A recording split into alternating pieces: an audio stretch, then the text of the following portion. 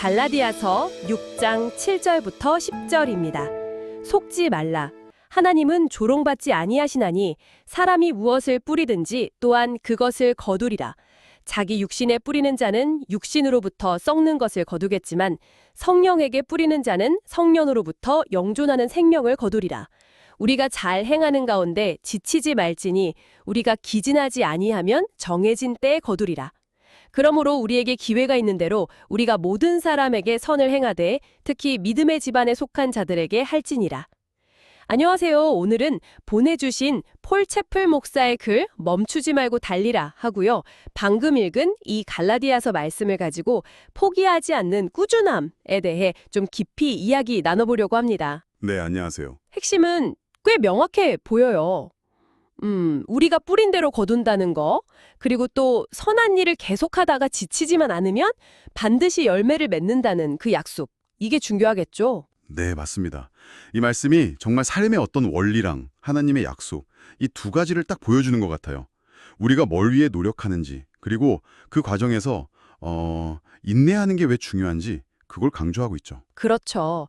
그 채플 목사님 글에 나오는 조진 존슨이라는 분 이야기가 참 재미있으면서도 많은 거 생각하게 하는데요. 아, 네네.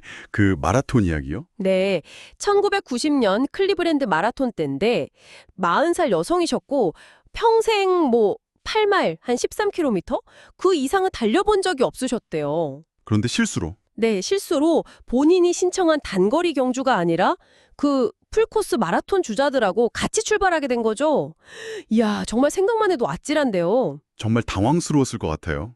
근데 여기서 진짜 주목할 점은 자기가 완전히 다른, 훨씬 긴 거리를 뛰어야 한다는 걸 알았을 때 그때 반응이죠. 맞아요. 그 포기하고 돌아설 수도 있었을 텐데 완주하기로 마음을 먹었다는 거.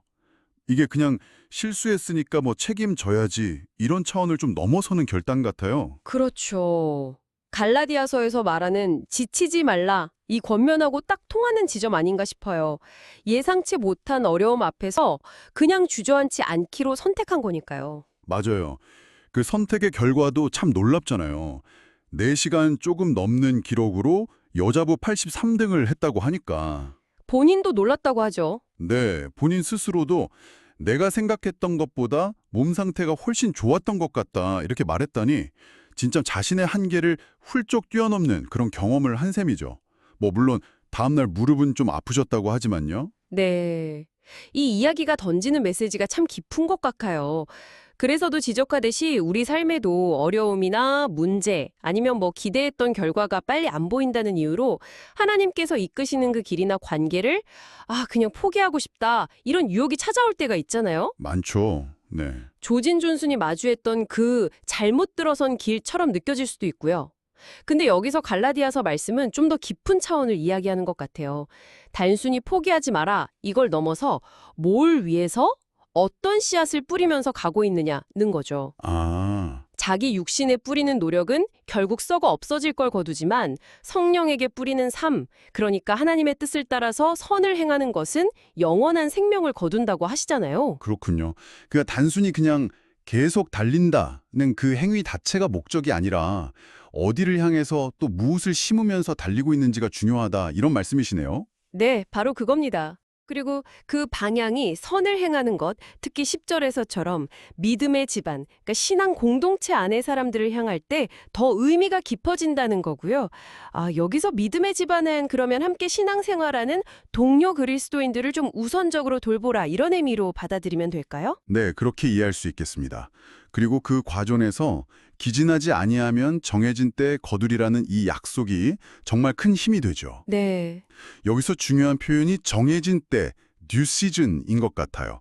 열매가 바로 눈앞에 보이지 않을 수도 있다는 거잖아요. 그렇죠. 농부가 씨 뿌리고 바로 다음날 추수할 수는 없으니까요. 맞습니다.